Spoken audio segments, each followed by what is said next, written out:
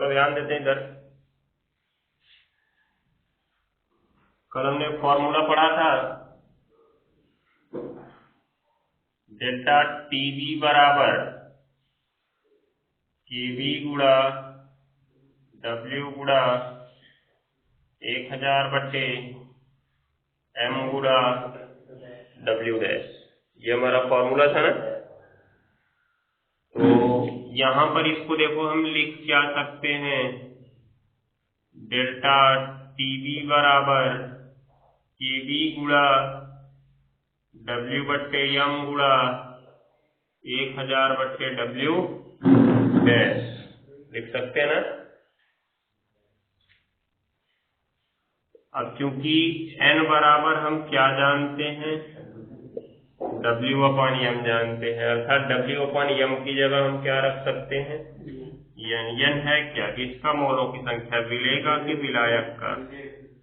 ये विलेय है क्योंकि W और m विलेय की ग्राम्य मात्रा और विलेय का मोलर द्रव्यमान था, तो ये n किसका मोल हो जाएगा, विलेय का मोल हो जाएगा। तो डेल्टा टीवी बराबर केवी गुणा n गुणा 1000, अब बट्टे क्या लिख सकते हो, डब्ल्यू डैश। यहां से हमको डेल्टा टीवी का एक और सूत्र मिल गया, अर्थात अगर विलेय के मोलों की संख्या में पहले ही बता दी जाए तो ठीक है। अब इसमें यदि विलेय के मोल n बराबर कितना, 1, ठीक है, और विलायक की मात्रा W डैश बराबर कितना, 1000 ग्राम, ग्राम में रखना है ना। तो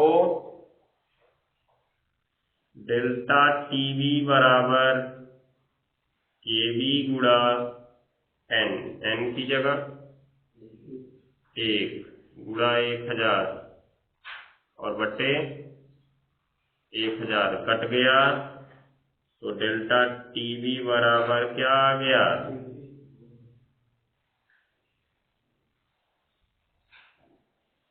केवी। डेल्टा टीवी बराबर किसके आ गया, केवी के। तो हेडिंग हम लोग लिखते हैं, इंडिकेट हेडिंग, मोलल उन्नयन स्थिरांक, मोलल उन्नयन स्थिरांक।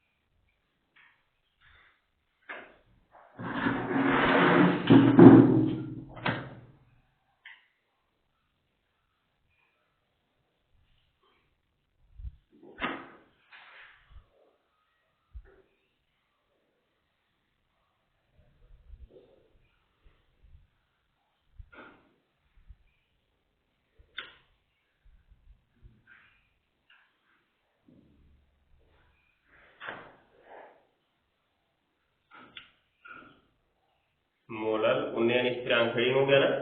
अब इसको उतार लो ऊपर से, फॉर्मूले से पूरा नीचे तक, तब इसकी परिभाषा पढ़ा जाए। ऊपर फॉर्मूला लिखना है, नीचे ये फॉर्मूले को डिब्बे में बंद कर लेना। यहाँ से एक नया फॉर्मूला भी मिल गया है वही, बस डब्ल्यू बटे एम को हमने किसमें बदल दिया है, एन में बदल दिया है, जिससे एक नया फॉर्मूला हमको दिखने लगा, बाकी सारी चीजें तो वही है।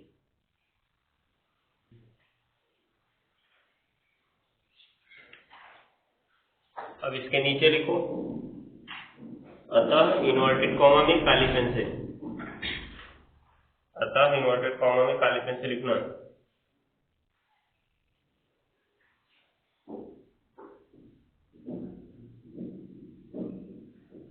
क्या लिखोगे,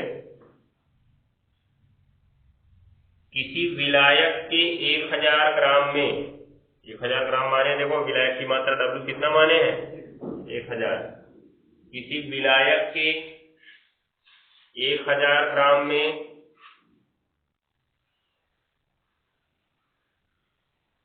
किसी विलायक के 1000 ग्राम में हो गया, विलेय का 1 मोल घोलने पर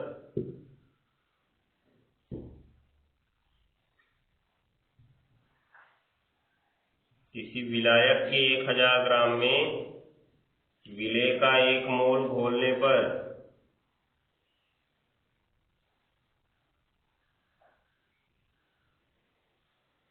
विलेय का 1 मोल घोलने पर हो गया, विलायक के क्वथनांक में होने वाली वृद्धि, विलायक के क्वथनांक में होने वाली वृद्धि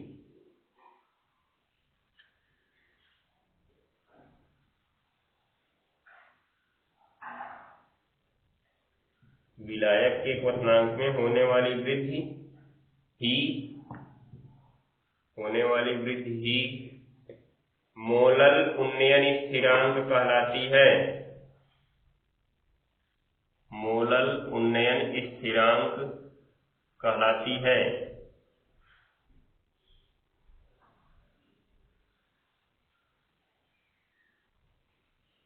हो गया ना, ये याद रखना है। अब इसके बाद नीचे एक इंडिकेट हेडिंग और लिखो, मोलर उन्नयन स्थिरांक, मोलर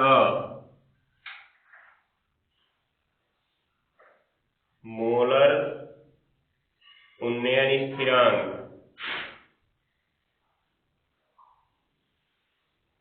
हो गया ना, तो देखो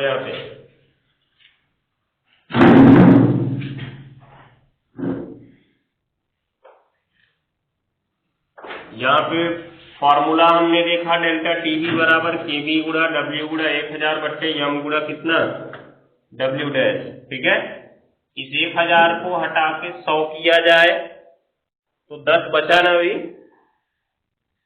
क्योंकि 100 गुणे 10 बराबर 1000 होगा। 10 बचा हुआ है, उस 10 को इस केबी के साथ लाया जाए, अर्थात केबी गुणा कितना लिखा जाए 10। तो यहाँ पे केबी की जगह एक नया स्थिरांक केबी डैश लग जाता है, या के लग जाता है, केबी डैश मानना सही रहेगा। ठीक है, चलो केबी डैश लग जाएगा तो डब्ल्यू बट्टे एम एन हो जाएगा, और ये कितना हो जाएगा 100 हो जाएगा, जहां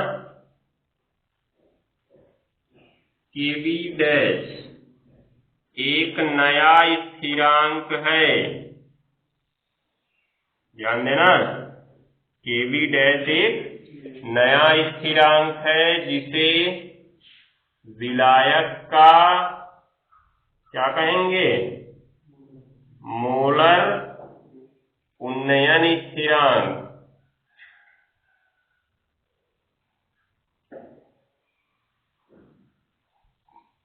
कहते हैं। हो गया, केबी एक नया स्थिरांक है जिसे विलायक का मोलर उन्नयन स्थिरांक कहते हैं, जो कि मोलर उन्नयन स्थिरांक का कितना गुना होगा 10 गुना। ये स्थिरांक क्यों बना, क्योंकि देख रहे हो केबी पहले से ही स्थिरांक है ना, और 10 का जो गुणा कर रहे हो 10 भी तो स्थिरांक होता है। 10 का मान बदलता है क्या कभी? 10 का मान कभी 20 हुआ है? नहीं हुआ है। 10 है तो 10 ही रहेगा। 10 रुपए जेब में रखे हो, गुणा करोगे दूसरी संख्या का गुणा करोगे, 10 कभी 20 नहीं हो सकता है, ध्यान में रखे ना। अगर हम तुम्हें x दे दें, x कभी 5 हो सकता है, कभी 7 हो सकता है, कभी 10 हो सकता है, कभी 20 हो सकता है, जैसे सवाल में तुमने x लिखा है वैसे होता जाएगा। लेकिन अगर तुमने यहाँ पे 10 लिखा है, दूसरे पेज पे जाके 10 लिख दो, तो यहाँ पे 10 का मान 10 है, वहां पे 10 का मान 20 रहेगा। ऐसा हुआ क्या? कभी नहीं हो सकता। वो भी एक स्थिरांक ही है, संख्याएं तो सभी स्थिरांक होती हैं। तो स्थिरांक में जब स्थिरांक का गुणा करेंगे तो एक नया स्थिरांक मिल जाता है, जिसे हम कहते हैं केबी डैश। वही होता है हमारा मोलर उन्नयन स्थिरांक। परिभाषा में कोई अंतर नहीं होगा, बस 1000 की जगह 100 हो जाएगा, क्योंकि ऊपर 100 का गुणा हो चुका है। ये मान लिए 100, यहाँ भी 100, यहाँ भी 100, कट के फिर वही आ गया। केबी की जगह क्या रखेंगे यहाँ पे? केबी डैश। तो क्या कहेंगे, किसी विलायक के 100 ग्राम में विलेय का 1 मोल घोलने पर विलायक के क्वथनांक में होने वाली वृद्धि को ही विलायक का मोलर उन्नयन स्थिरांक कहते हैं। ठीक है ना। तो हेडिंग क्या लिखे, मोलर उन्नयन स्थिरांक। तो फिर यहां से शुरू करो, क्योंकि डेल्टा टी बी बराबर, बाकी पूरा छापो फटाफट, तो उसकी परिभाषा लिखो।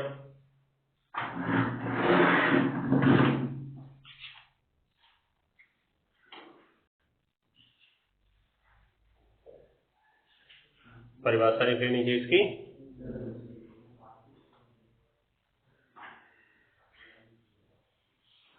बस वही 1000 की जगह 100 करना है और मोलर की जगह क्या करना है, मोलर करना है।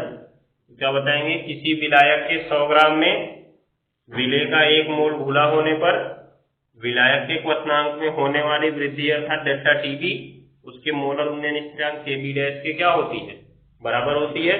कहीं कहीं पर के भी इसको माना जाता है, कहीं कहीं पर के डैश भी माना जाता है, ये याद रखे रहना।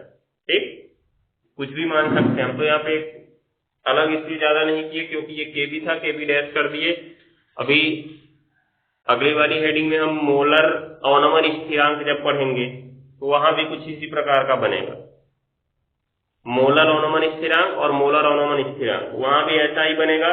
तो पता चला कि यहाँ पे के मान लिए तो वहां भी के मानना पड़ेगा, दोनों एक समान दिखने लगेंगे, इसलिए हमने इसको के बी डैश माना और वहां पे के एफ डैश बन जाएगा, क्योंकि मोलर अवनमन स्थिरांक हिमांक में लगता है। हिमांक का मतलब होता है फ्रीजिंग पॉइंट, तो यह उसके लिए प्रदर्शित करते हैं। या बी प्रदर्शित करने का अर्थ क्या है, बॉइलिंग पॉइंट। ठीक है, और बॉइलिंग पॉइंट इंक्रीज होता है अर्थात बढ़ता है अर्थात उन्नयन होता है, इसलिए यहाँ पे मोलर उन्नयन स्थिरांक बन जाएगा। और यफ लगाएंगे, फ्रीजिंग पॉइंट डिक्रीज होता है अर्थात कम होता है अर्थात अवनमन होता है, इसलिए वहां पे क्या लग जाएगा, एफ लगेगा, तो मोलर अवनमन स्थिरांक बन जाएगा। एफ लगा तो अवनमन और बी लगा तो उन्नयन। ठीक है, डैश नहीं लगा तो मोलर रहेगा, डैश लगा तो मोलर रहेगा, हो जाएगा। इस तरह से अंतर कर सकते हो। परिभाषा पूछी गई है तब लिखवाएं इसको, परिभाषा पूछी नहीं गई तो नहीं लिखवाते, सीधे सीधे परिभाषा पूछी जाती है। मोलर उन्नयन स्थिरांक या मोलर उन्नयन स्थिरांक किसे कहते हैं, 1 नंबर की परिभाषा होगी, उसके बाद सवाल होगा इससे। तो सवाल अब हम लोग नीचे एक ठो लिखते हैं फटाक से।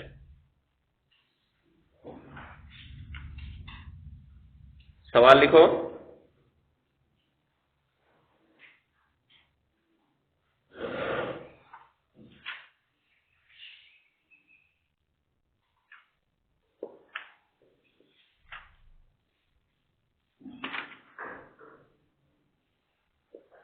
दस 10.8 ग्राम ग्लूकोज, 10.8 ग्राम ग्लूकोज को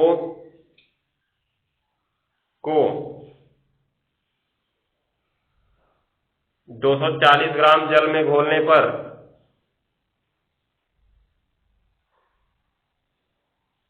240 ग्राम जल में घोलने पर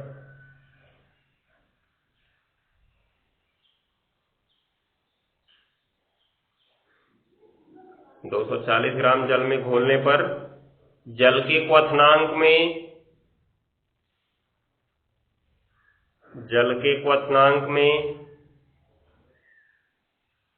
0.13 डिग्री सेल्सियस 0.13 डिग्री सेल्सियस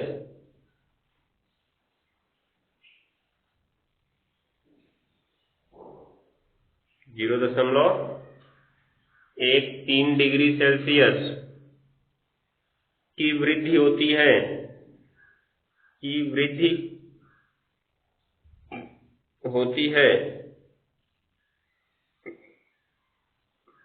हो गया ना। जल का मोलर उन्नयन स्थिरांक ज्ञात करो। जल का मोलर उन्नयन स्थिरांक ज्ञात करो। अभी देखो ये जो पीछे तुमने हेडिंग लिखा मोलर उन्नयन स्थिरांक, हेडिंग लिखा ना इंडिकेट में करके, उसके इंडिकेट में हेडिंग के नीचे ही कोष्ठक में लिख लो आणविक उन्नयन स्थिरांक, मोलर उन्नयन स्थिरांक को हम आणविक उन्नयन स्थिरांक भी कहते हैं। अगर ये सवाल पूछा गया तो इसका मतलब तुम्हें सूत्र में 100 का गुणा करना पड़ेगा, 1000 का नहीं। ठीक, अरे जो इंडिकेट करके हेडिंग दूसरा वाला नहीं लिखा है मोलर उन्नयन स्थिरांक, उसी में बदलना है। हेडिंग में बदलो, बस हेडिंग में बदल लो, यहाँ नीचे मत बदलो। यहाँ पे नहीं, हम तो केवल यहाँ पे लिखे, यहाँ पे नहीं बदलना है तुम्हें, हेडिंग में बदलना है। जो हेडिंग लिखवाए थे मोलर उन्नयन स्थिरांक, हेडिंग में बदलोगे तुम्हें आसानी से दिखेगा। मोलर के कोष्ठक में लिख देना आणविक, अर्थात इसको हम आणविक उन्नयन स्थिरांक भी कहते हैं। हो गया ना। अब वहां पे सवाल पे आते हैं।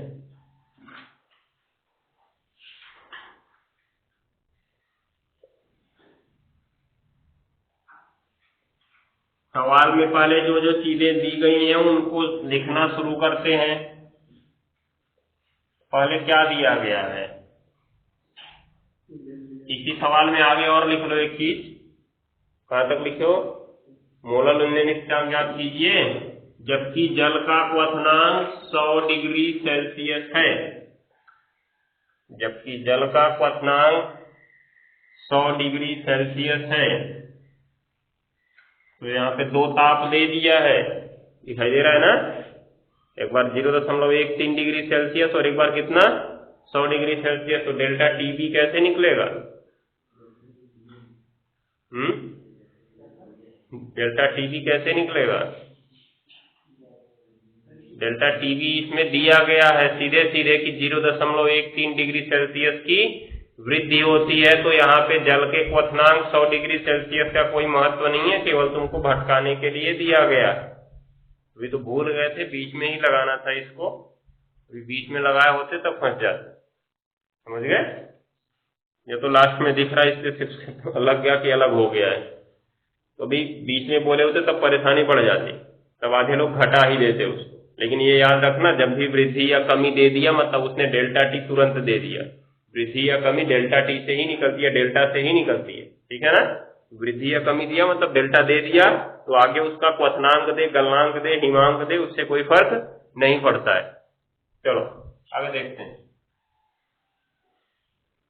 सर्वप्रथम क्या दिया है, कह रहा है 10.8 ग्राम ग्लूकोज को जल में घोला गया। तो ग्लूकोज को जल में घोला गया अर्थात यहाँ पे विलेय कौन है?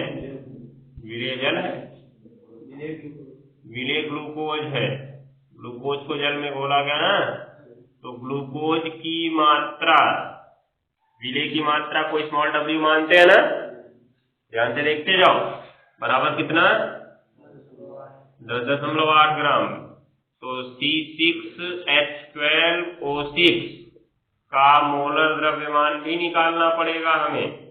M = 6 गुणा कार्बन का प्लस 12 गुणा हाइड्रोजन का प्लस 6 गुणा ऑक्सीजन का। सबका परमाणु भार रहेगा ना, इतना बड़ा कौन लिखेगा। 6 गुणा 12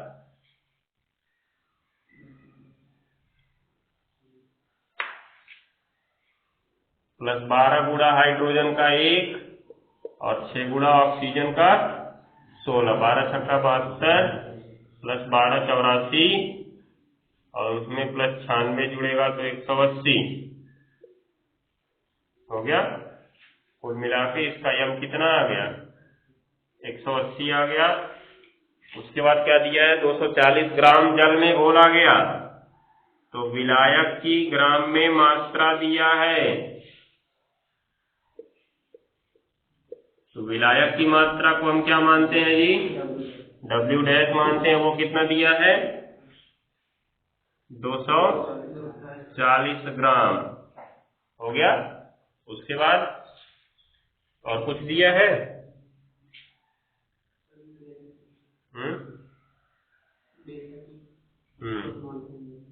क्वथनांक में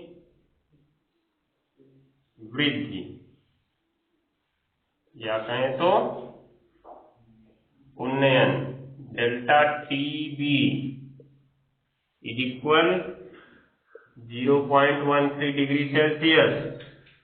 अब इसमें सूत्र हमको लगाना है, क्या निकालना है, मोलल, देख लेना ध्यान से, तनिक सा बदलेगा, लसिर्रा बदलेगा, लटक जाओगे तब। मोलल उन्नयन स्थिरांक बराबर, या के भी मानते ना इसको, बराबर क्वेश्चन मार्क। तो अब इसीलिए डेल्टा टी बराबर टीबी बराबर के बी गुणा डब्ल्यू गुणा 1000 बटे एम गुणा डब्ल्यू डैश। तो डेल्टा टीबी का मान 0.13 बराबर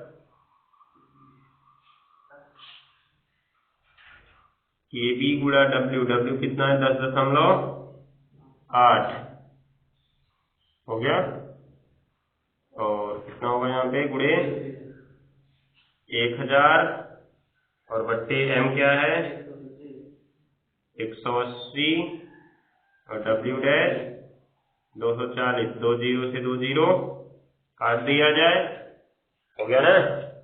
तो क्या बचा,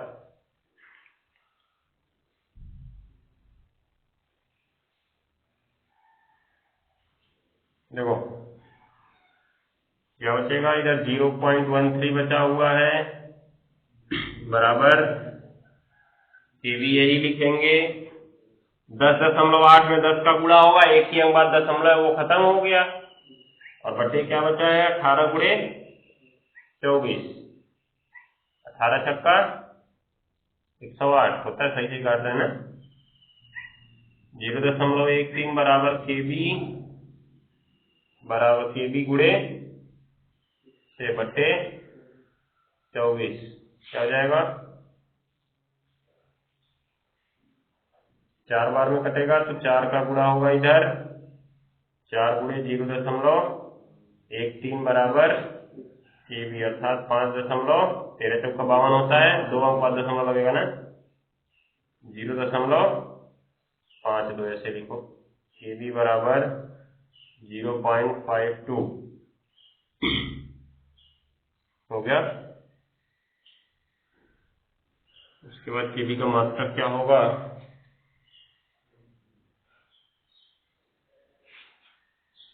केल्विन प्रति मोल कीग्रा विलायक,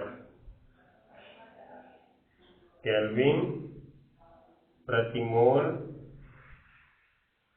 कीग्रा विलायक, ये इसका मात्रक हो जाएगा, नोट कर लेंगे इसको हम लोग। अभी अगर यही के बी डैश होता अर्थात मोलर पूछा होता तो इसी में 10 का क्या हो जाता, गुणा हो जाता, अर्थात कितना आ जाता 5.2 आ जाता, और वहां पे किग्रा विलायक नहीं लिखते, तब वहां पे 100 ग्राम विलायक लिखते। क्यों, क्योंकि विलायक की मात्रा कितनी माने थे वहां पे 100 ग्राम माने ना, यहाँ पे 1000 ग्राम माने, 1000 ग्राम का मतलब 1 किलो होता है, तो 1000 ग्राम विलायक लिखो, चाहे यहाँ पे किग्रा विलायक लिख दो, बात एक ही होगी। मात्रक कैसे निकला, देखो टीवी का मात्रक क्या है, ताप यहाँ किस में है, केल्विन में है, लेकिन एक अंतर हो गया, ताप केल्विन में या डिग्री सेल्सियस में है, तब क्या होगा, ताप यहाँ केल्विन में है, वहां डिग्री सेल्सियस में है, तो प्रॉब्लम होगी, सवाल गलत हो गया। ताप केल्विन में हमने यहाँ पे कहा, मात्रक में केल्विन लिखा हमने, वहां पे डिग्री सेल्सियस दिया गया, ये क्या हो गया, क्या करोगे, केल्विन में बदलने के लिए 273 जोड़ेंगे, 273 जोड़ने का मतलब जानते हैं, जब 273 होगा, 273 में 4 का गुणा होगा, तो मान के चलो लगभग 1200 के आसपास आएगा,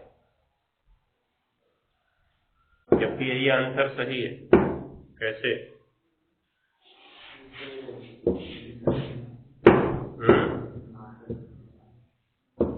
ये बात को याद रखो, ध्यान से समझना इस बात को। जल का क्वथनांक कितना था 100 डिग्री सेल्सियस या 373 केल्विन, क्योंकि 273 ऐड करना होगा ना। जब तुमने इसमें ग्लूकोज मिलाया तो इसका क्वथनांक 0.13 डिग्री सेल्सियस बढ़ा, अर्थात ये विलायक का क्वथनांक था। और जब तुमने विलयन बना लिया तो 100 तो पहले से ही था और बढ़ा कितना था? 0.13 डिग्री सेल्सियस, अर्थात कुल मिला के कितना हो गया था? 100.13 डिग्री सेल्सियस। इसको अब बदलोगे केल्विन में तो कितना आएगा? 373 जोड़ेंगे, 100.13 में जोड़ा जाए 373, 3 3 6, 7 1 8, 273 जोड़ेंगे, 7 1 8, फिर 2, कितना हो गया? ऐसे नहीं जुड़ेगा, जुड़ेगा, सब कुछ जुड़ेगा। इसमें कहीं दशमलव नहीं है, डेसिमल पॉइंट नहीं है, ध्यान दिए रहो। ज्यादा जोश में रहते तो इसे करते सभी लोग, इसीलिए पहले गलत बताएं। डेसिमल पॉइंट नहीं है तो 273 जुड़ेगा इधर, और अगर डेसिमल लगाना चाहते हो तो डेसिमल पॉइंट लगा के 0 0 कर लो आगे, ठीक है। तो यहाँ पे क्या हुआ? जुड़ के कितना होगा ये? 373.13 केल्विन। देख रहे होगे, निष्कर्ष पहले था 373 केल्विन, अब था कितना? 373.13 केल्विन। घटा दो तो कितना है?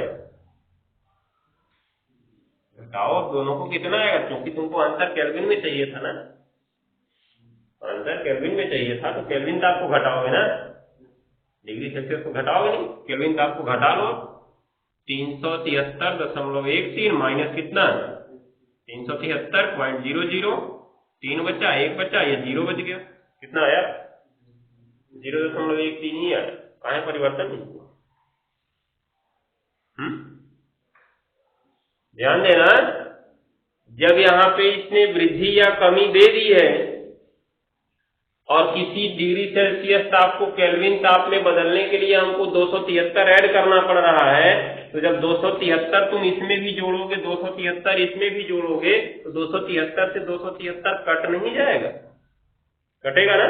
इसका मतलब तुम डिग्री सेल्सियस ताप का अंतर निकालो चाहे केल्विन ताप का अंतर निकालो, दोनों बराबर ही होता है, ये याद रखे रहना, ठीक है ना।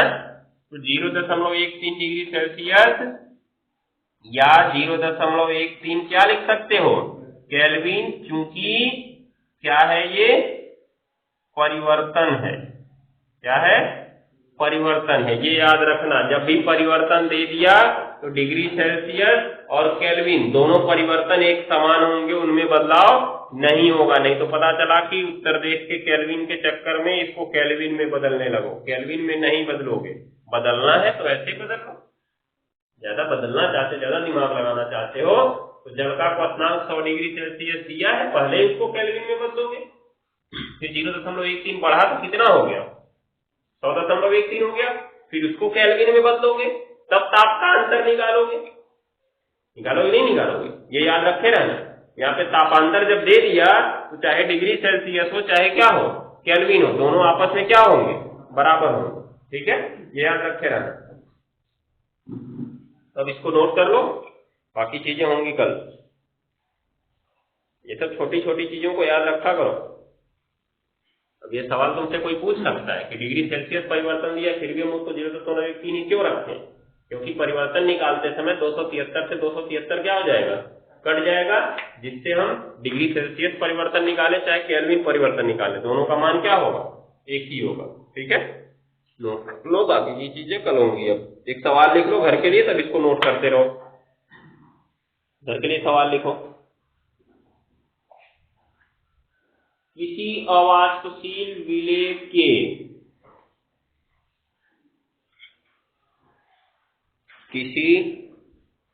अवाष्पशील विलेय के 12 ग्राम को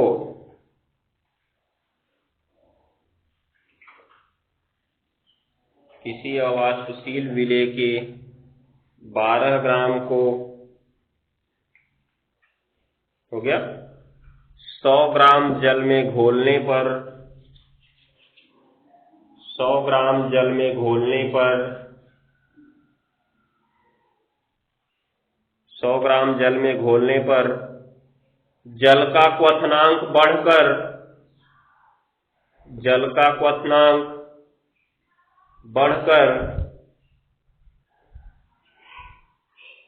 100.34 डिग्री सेल्सियस हो जाता है।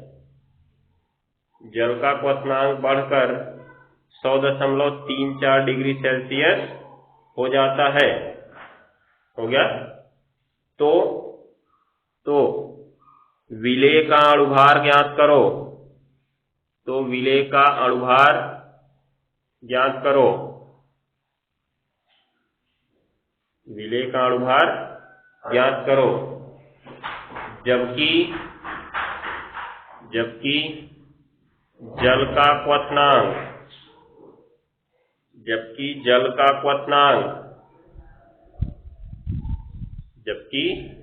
जल का क्वथनांक 100 डिग्री सेल्सियस है। 100 डिग्री सेल्सियस है तथा जल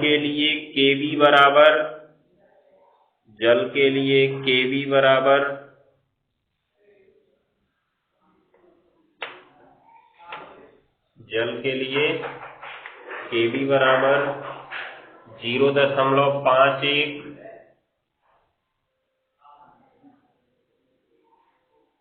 यहाँ पे मात्रा भी हम गलत लिखे थे। 0.51 हो गया केल्विन प्रति मोललता।